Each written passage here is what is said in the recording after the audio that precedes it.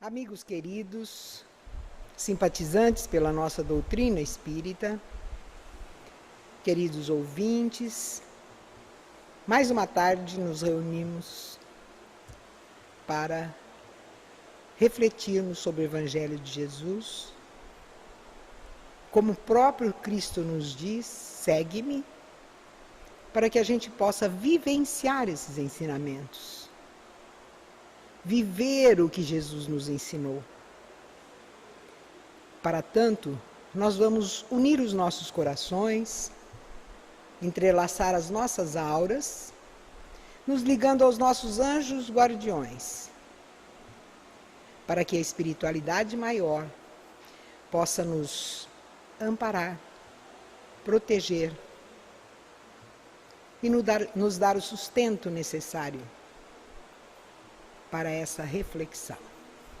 Vamos pedindo a todos que coloquem uma garrafa de água durante a nossa fala, para que no momento das vibrações possam solicitar a fluidificação desta água à espiritualidade maior, para que ela coloque o bálsamo salutar necessário para o fortalecimento do nosso corpo e do nosso espírito.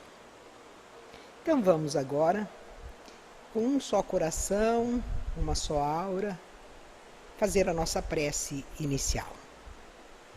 Jesus amado, Pai querido, estejam conosco nesta reunião, nos dando toda a sustentação e o amparo necessários para que compreendamos os ensinamentos do Mestre, possamos assimilar da melhor maneira possível, para pautarmos a nossa caminhada terrena dentro daquilo que Jesus nos ensinou. E para tanto, vamos iniciando esta tarde de reflexão com a oração que Jesus nos ensinou.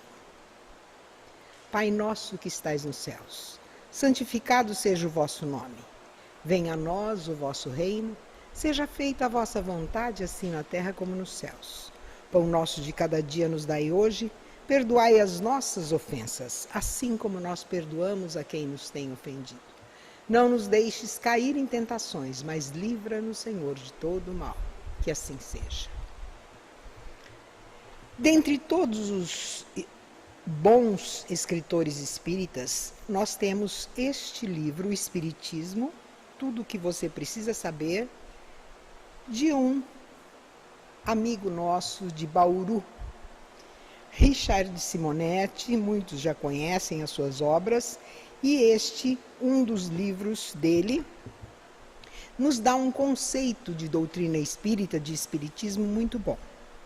Ele diz assim: Espiritismo, segundo Richard Simonetti, é uma filosofia com bases científicas e consequências religiosas. É filosofia porque a doutrina dá um sentido para a nossa vida. Ela é ciência porque envolve pesquisas quanto à autenticidade dos fenômenos de intercâmbio com o plano espiritual. Prova que existe um intercâmbio, que existe uma comunicação entre os dois planos. E é uma religião porque proclama a existência de Deus, defende a sobrevivência do espírito e alerta sobre as consequências das nossas ações, enfatizando a reforma íntima e exaltando o caminho do bem que nos aproximam do Criador. Então, nós sabemos que Espiritismo, a doutrina espírita, é religião, filosofia e ciência. Mas nós temos, assim, muitas pessoas com muita dificuldade de apreciar esta doutrina. Por que elas têm dificuldade de apreciar a doutrina? Porque falta-lhes estudo. A partir do momento que a gente estuda a doutrina espírita, nós passamos a aceitá-la e entender que esta doutrina é extremamente racional e consoladora. Porque ela é ciência, ela é filosofia e ela é religião. Como é que nós podemos estudar? Todo o primeiro caminho, porta de acesso, é o Livro dos Espíritos. Toda pessoa que pretende seguir o Espiritismo deve começar pelo Livro dos Espíritos. Este livro foi lançado em 18 de abril de 1857. Tem 164 anos de Livro dos Espíritos. Ali contém tudo, todas as nossas dúvidas da doutrina espírita. Na parte filosófica, a parte religiosa e a parte científica. É um livro completo. Hoje nós vamos no capítulo 2 do Evangelho segundo o Espiritismo. Na pergunta 132, é o nosso tema de reflexão de hoje. O objetivo da encarnação. Por que que nós encarnamos? Primeiro vamos fazer uma diferença entre encarnação e reencarnação. O que que é encarnar? É converter o espírito em carne. É quando o espírito nosso, que é imortal, não é eterno, ele é imortal, é o mesmo espírito que nós temos desde a primeira reencarnação. Desde a primeira encarnação, é o mesmo espírito, nós trocamos apenas de corpo físico a cada reencarnação. Então, encarnar é isso, a ligação do espírito à matéria. A reencarnação é a nova encarnação. É quando o espírito retorna a uma nova vida, a um novo mundo ou no mesmo mundo, com um corpo físico diferente, determinado pelos pais biológicos. Então nós perguntamos, qual é o objetivo da encarnação? Nós vamos começar pelo inverso. O que é morte? Que também nós encontramos no Livro dos Espíritos. Morte é o retorno, é o regresso à pátria espiritual. É quando nós voltamos à nossa morada real. Esta é a nossa morte, é o nosso desencarne, quando nós deixamos o corpo de carne. E quando nós estamos encarnados, nós estamos na nossa morada de estágio. Então, a Terra, para nós, é uma morada de estágio. Por que que nós estagiamos na Terra?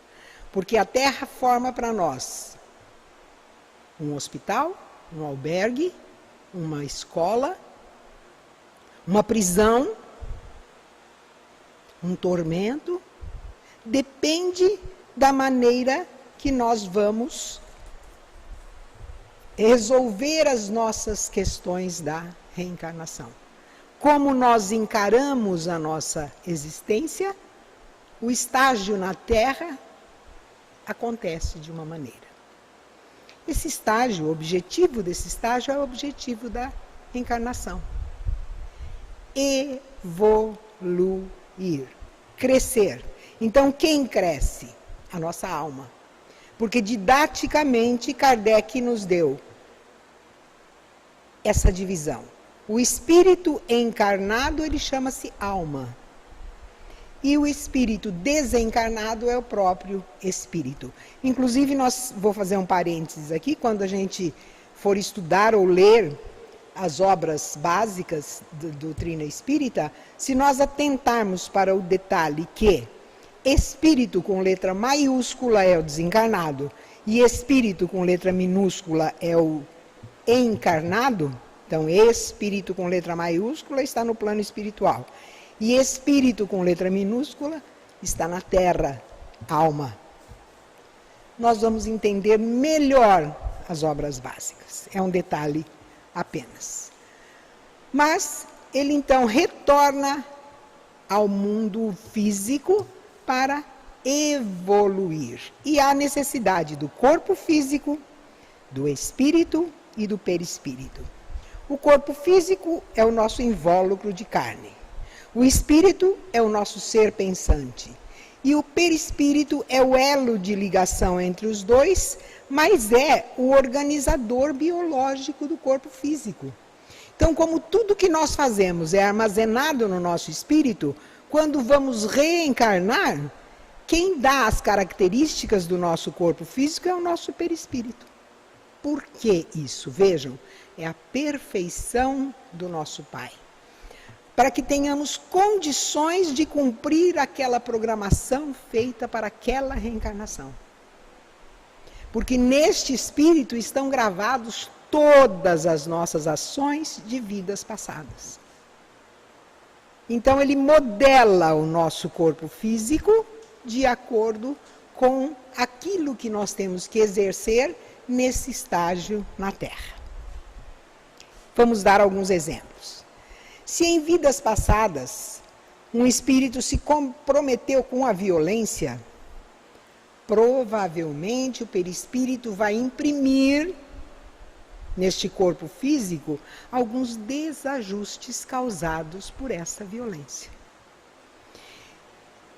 Ele pode ter alguns desajustes neurológicos em braços, em pernas.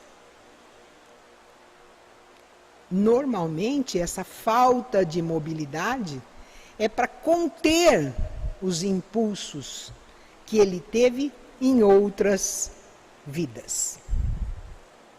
As enfermidades. Geralmente, as nossas enfermidades são kármicas. São resgates que nós temos de outras vidas.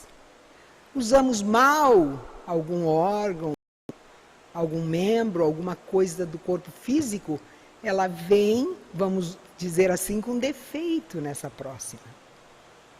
A deficiência física, a mesma coisa. Mas Deus dá este exemplo, ele dá esta cerca nas nossas ações, mas ao mesmo tempo ele nos dá condições onde nós renascemos, onde nós reencarnamos para superar essas deficiências.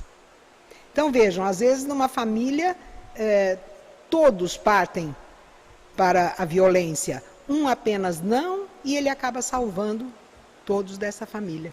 Então, uma pessoa que vem sem um braço, sem uma perna, ela consegue fazer todas as atividades que a gente faz. Isso chama-se superação. Então, a superação é justamente a condição que o próprio Pai nos dá de vencer essas deficiências. Mas ele também, além desta misericórdia, ele dá-nos outra misericórdia ao reencarnarmos, o esquecimento do passado. Imagina se nós lembrássemos de tudo que já fizemos em outras vidas.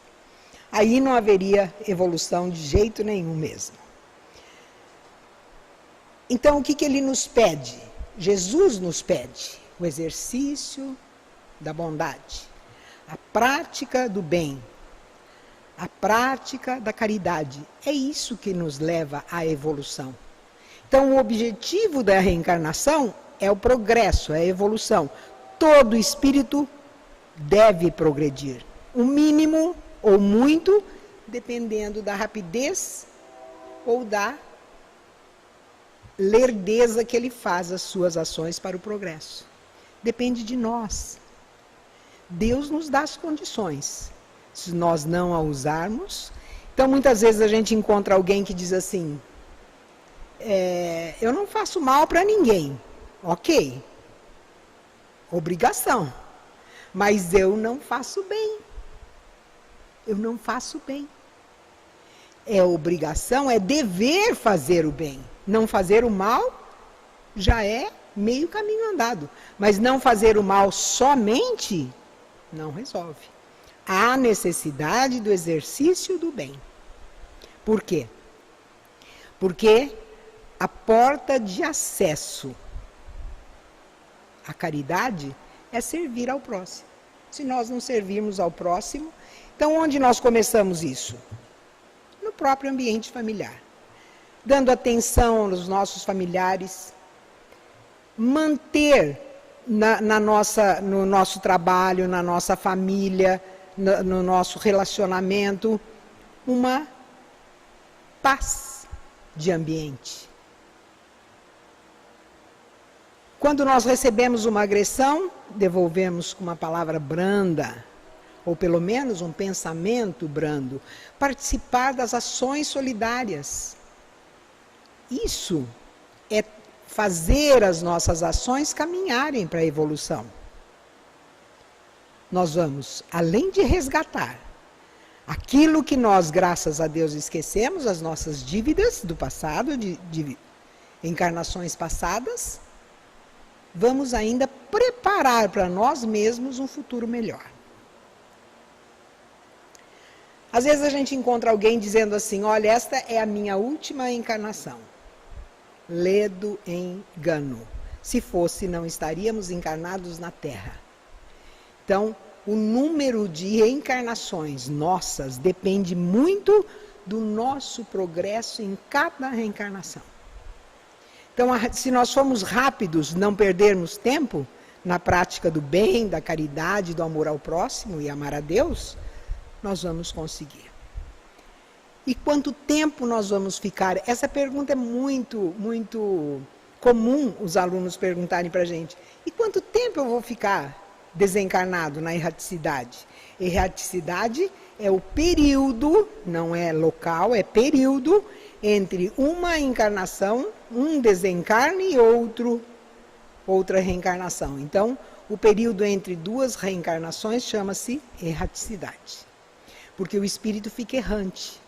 Ele fica vagando, passeando, conhecendo todos os mundos, tem a liberdade de conhecer.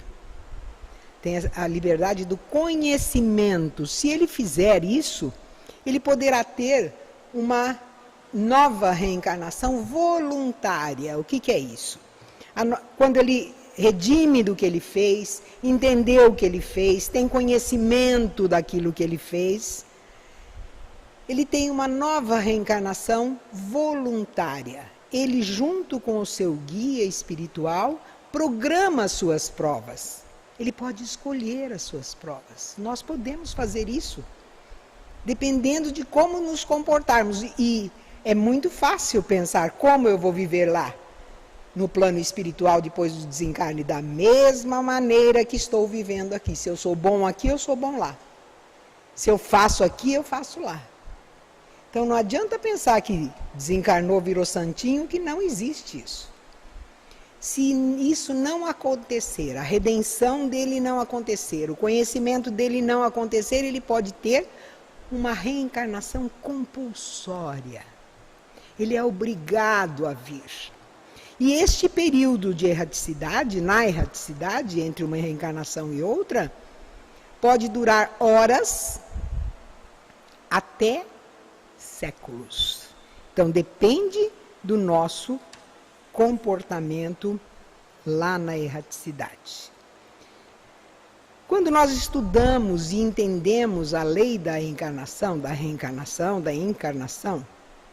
nós vamos entender todas as desigualdades que existem. Por exemplo, a gente ouve muito nas mídias dizer assim, nós temos que igualar, o homem tem que ser igual à mulher, os salários têm que ser iguais, todo mundo tem que dividir as riquezas, dividir. Gente, e estas são as nossas provas, nunca vai existir essa igualdade. Nunca vai existir essa igualdade. São as nossas provas, riqueza é prova, pobreza é prova. Então nós temos 3 coisas quando reencarnamos. Provas, nós temos que passar por elas para aprender, são situações. Expiações, que são a quitação das nossas dívidas, e uma missão. Nós temos uma missão na Terra. Não tem gente que diz assim, meu Deus, eu nasci para cuidar de doente. Eu nasci para cuidar de criança. Eu nasceu, essa é a sua missão. A vida toda. É uma missão. Quando nós descobrimos, melhor ainda quando nós descobrimos. Então, essas desigualdades vão existir sempre. Por quê? As desigualdades sociais, mais abastados, menos abastados, já disse, são provas. Os povos, não adianta eu colocar um terno e gravata no índio e trazer ele para ser um executivo. Não, a vida dele é lá, a prova dele é lá na aldeia, dentro das suas divisões sociais, classes sociais, é ali que ele progride. As nossas aptidões, se analisarmos uma família, aptidões intelectuais e morais, são diferentes de um para outro. De um para outro membro da mesma família, de um outro membro do mesmo clã de trabalho. Então, nós somos diferentes, nós somos indivíduos, cada um com a sua individualidade. Cada um com a sua individualidade, nós não podemos ser todos iguais, porque cada um tem uma bagagem. O que precisamos fazer? Cuidar do nosso corpo e do nosso físico. Cuidar do nosso físico e do nosso espírito. Do nosso corpo físico. Como assim? Tirar os excessos da nossa vida para o corpo físico. Excessos. Se nós eliminarmos os excessos, já estamos fazendo muito pelo nosso corpo físico. Como é que nós vamos cuidar do nosso espírito? Também eliminando as ervas daninhas, que não tiram o nosso progresso, que eles não deixam a gente progredir, as ervas daninhas. Quem são essas ervas daninhas? Ódio, orgulho, vaidade, raiva, mágoa, tudo isso são ervas daninhas. Nós temos hoje, com a nossa pandemia, a pandemia nos trouxe um grande entendimento para o nosso espírito. Quem quis aprender, não é? Queremos pensar positivamente que a maioria. Nós já percebemos que existe um termo novo dizendo assim, o minimalismo. Eu sou adepto ao minimalismo. O minimalismo, ele é uma maneira de simplificar, reduzir ao mínimo o que necessitamos. A pandemia nos deu isso aí. Nos deu a oportunidade de entendermos que o espírito necessita de muito pouco para viver. Neste tempo de pandemia, de quase 1 ano e meio, 1 ano e um pouquinho, nós vimos quão pouco nós precisamos sair, comprar, principalmente as coisas materiais. Então, reduzir ao mínimo, o minimalismo é isso, reduzir ao mínimo o que necessitamos, simplificar a nossa vida, nos livrarmos destes excessos que nós falamos e conviver mais com o núcleo familiar. Estão usando assim o minimalismo como um estilo de vida. Então eu aderi ao minimalismo.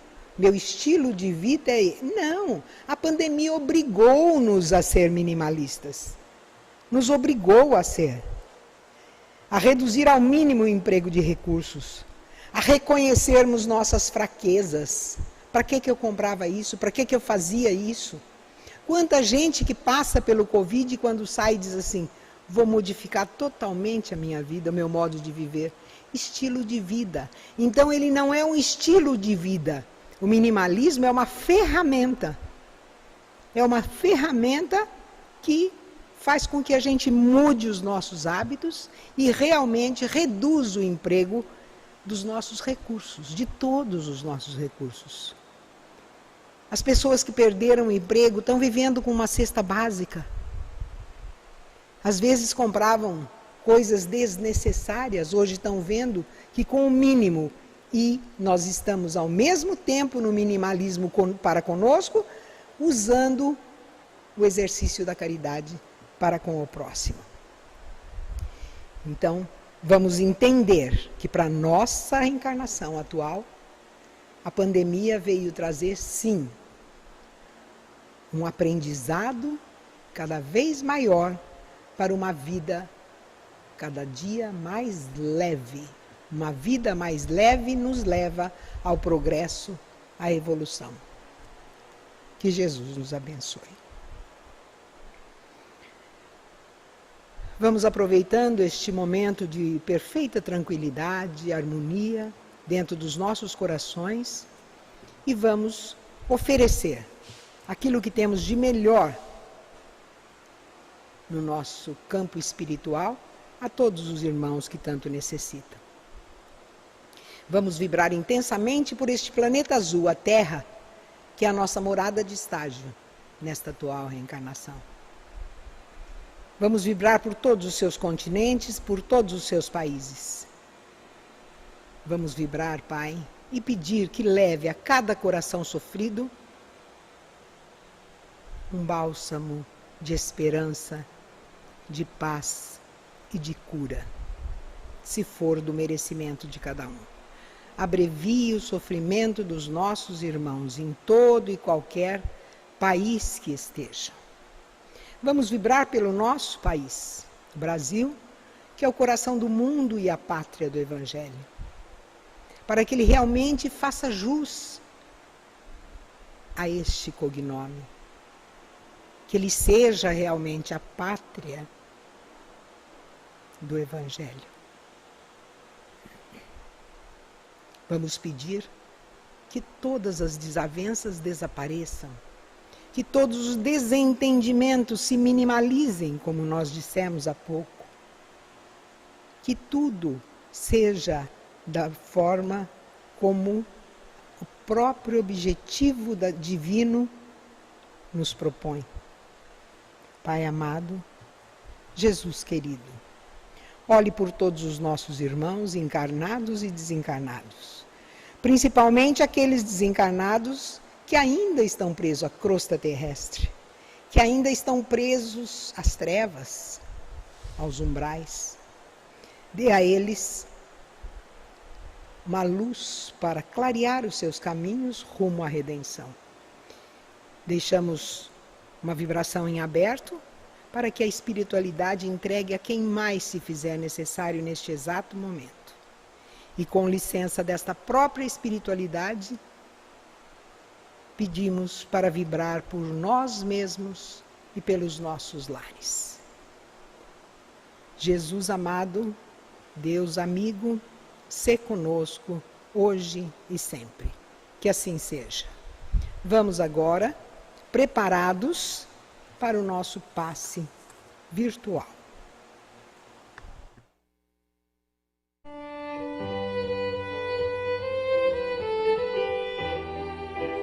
Passe virtual. Mentalize sua casa, sua família e seus desejos. Em silêncio, evoque a proteção de Deus e de Jesus para o passe. Rogue também ao seu anjo da guarda ou dos espíritos superiores com os quais tenha maior afinidade. Respire fundo, pausadamente, com calma e confiança. Oremos com Jesus. Pai nosso que estais no céu, santificado seja o teu nome. Venha a nós o vosso reino, e seja feita a tua vontade, assim na terra como no céu. O pão nosso de cada dia dai-nos hoje. Perdoa as nossas ofensas, assim como nós perdoamos a quem nos temos ofendido. Não nos deixes cair em tentação, mas livrai-nos do mal, porque Deus é o reino, o poder e a glória para sempre. Assim seja. Como as folhas envelhecidas se desprendem das árvores, deixe os sentimentos que já não servem mais se soltarem de você suavemente. Sentindo-se leve, sem o peso dos sofrimentos que se foram, você recebe agora, suavemente sobre o corpo e a alma, a água da vida que cai em abundância dos céus. Esta água limpa, higieniza, purifica, desobstrui e tonifica todas as células do seu ser. Ao tempo que limpa e hidrata o corpo, o líquido cristalino refresca o seu espírito, acalmando a aflição, a ansiedade e a inquietação. Há em seu coração agora uma sensação de calma, limpeza e bem-estar. O sol de Deus surge para aquecer e aconchegar. Nesse momento, o amor maior aquece o seu ser, afastando de toda e qualquer aflição. Nenhum outro sentimento, que não o de alegria e confiança, assomam a sua mente agora. Você está em paz, envolvido pelo calor que o protege. Do coração da vida, flores perfumadas para você. De alma grata e feliz, recolhe as pétalas coloridas que penetram no seu ser e restauram sentimentos e emoções. Felicidade, esperança, fé, coragem e determinação. As mãos divinas estão repletas de luz. Suavemente a luz transborda e derrama sobre você. Banhada em sublime força, você se entrega profundamente ao doador da luz, absorvendo as energias que darão a partir de agora novo e abençoado impulso ao seu viver. Sinta agora à sua volta a presença de Jesus.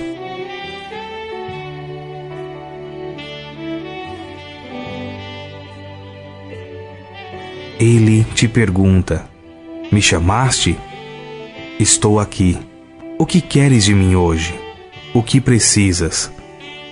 Peça, meu filho. Peça, minha filha. Estou aqui para ajudar.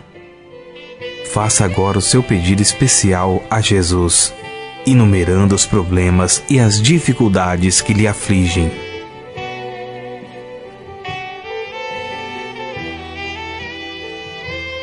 Escutei o que pedistes, com amor e atenção.